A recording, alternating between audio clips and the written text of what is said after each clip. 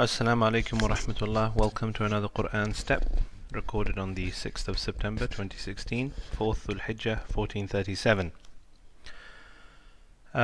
We'll just begin with the takbir as it's the month of Dhul Hijjah. As a reminder, Allahu Akbar, La ilaha illallah, Allahu Akbar, Walillahi alhamd.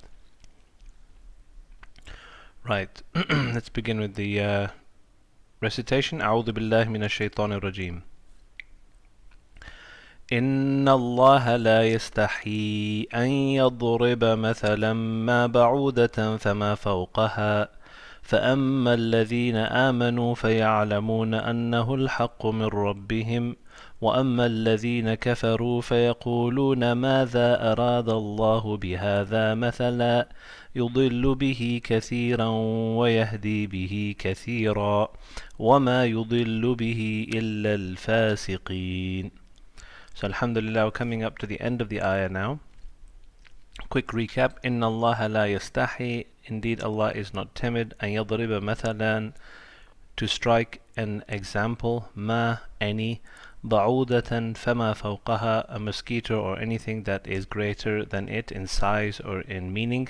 فَأَمَّا الَّذِينَ آمَنُوا, as for the people who believe, فَيَعْلَمُونَ أَنَّهُ الْحَقُّ, they know that it is the truth, مِنْ رَبِّهِمْ, from their Lord.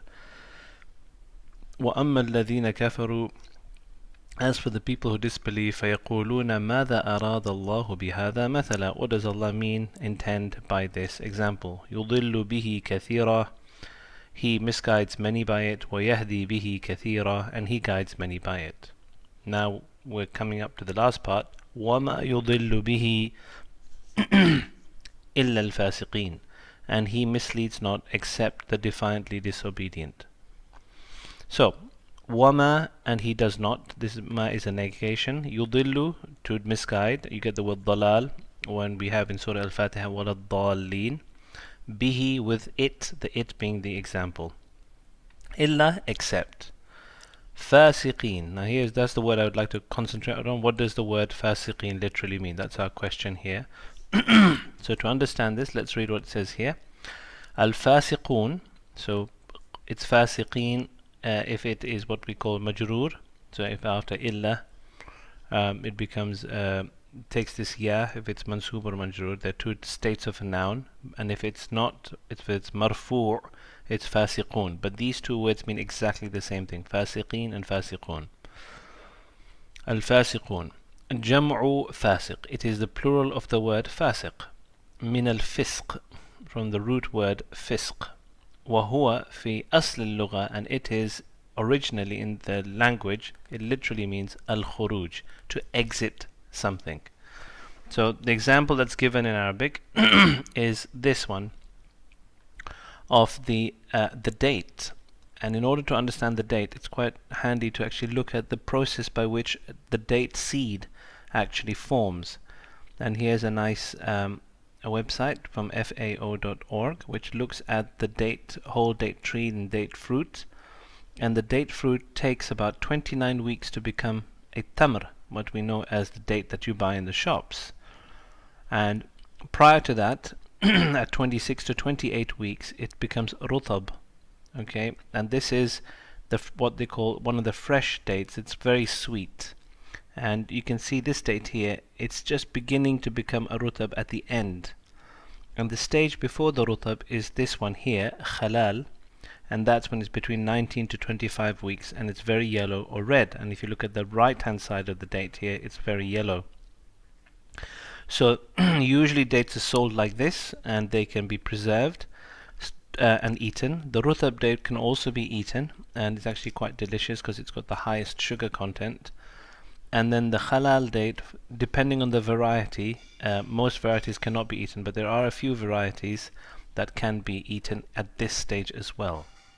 So what do the Arabs say when the rutab is coming out of the halal? They say فَسَقَتِ الرُّطُبَةُ مِنْ قِشْرِهَا.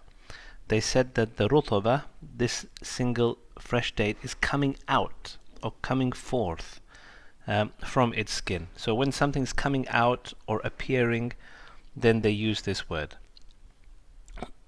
So What does the word fisq mean as an Islamic term? So yes, that's literally what it means, to come out. What are you coming out of? So here it's a very nice summary by Sheikh Tantawi. Let's have a read. Shar'an, in the Sharia, al-khuruj an ta'atillah. It is to come out from the obedience of God. فيشمل الخروج من حدود الإيمان وهو الكفر. So now he talks about the different stages of coming out. So one is that you are coming out of Iman itself. You're coming totally out of Islam. And in that sense, then fisq will mean disbelief or kufr. ثم ما دون الكفر. And then there are other uses of the word which are less than that. من الكبائر والصغائر. A person who commits a major sin or a minor sin is also a fasiq. ولكنه اختص في العرف. But people have used this word بارتكاب الكبيرة to refer specifically to those people who commit major sins. And then he brings up an interesting point. وَلَمْ يُسْمَعْ الْفِسْقِ. And the word fisq has not been used في كلام الجاهلية, in the pre-Islamic era, the time of Jahiliyyah, بمعنى الخروج عن طاعة. They have never used it to mean coming out of obedience, i.e. being disobedient. فهو بهذا المعنى من ألفاظ الإسلامية. And this is a unique Islamic meaning. So think about it like this. So here is this is Islam right at the 0 point here, and if you come out of the initial circle, then these are the minor sins. Even if you do a minor sin, you are actually coming out of the obedience of Allah subhanahu wa ta'ala. If you go further, then you are coming out of the circle of minor sins and going into the circle of major sins, so that you come out of that into this. So that would be the kaba'ir, the major sins such as adultery or lying. And if you come out of that, then you have come into the stage of Iman. If you come out of Iman, then you are right into the state of kufr. So each stage is bigger than the other. That's the whole point. So sometimes the word fisq is referring to this final stage. A person has come totally out of Islam. Sometimes it just means that they have committed a minor and a major sin, but they are still Muslims. And sometimes it just means they've committed a minor sin. So you have to look at the context where the word is used in the Quran or in the Ahadith to work out what's going on. So which type of fisq is in this ayah? That's an easy one. The fisq that leads to disbelief. How do we know? Because it's got the clue there right at the beginning. وَأَمَّا الَّذِينَ كَفَرُوا. Who are the people who are rejecting this example? They are the people who are disbelievers. Just a short grammatical point. Look at the way that this last part of the ayah is set up. It has this word ma and then illa.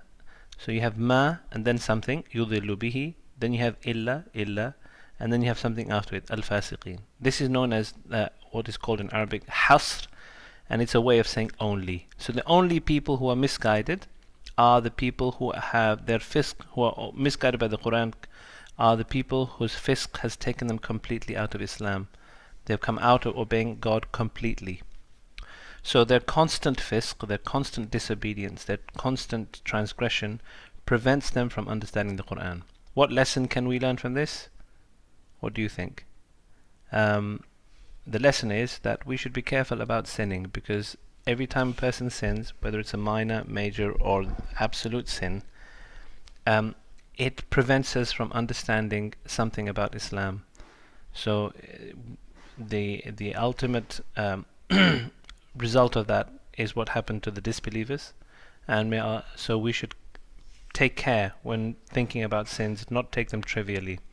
As the scholars say, it was only a single sin that took Adam alayhi salam out of Jannah. So even a single sin can have a very terrible effect on a person's life and in the hereafter. May Allah subhanahu wa ta'ala give us the ability to avoid sins and to steady our hearts on belief and protect us from falling into disbelief. Wa akhiru da'wana and alhamdulillahi rabbil alameen.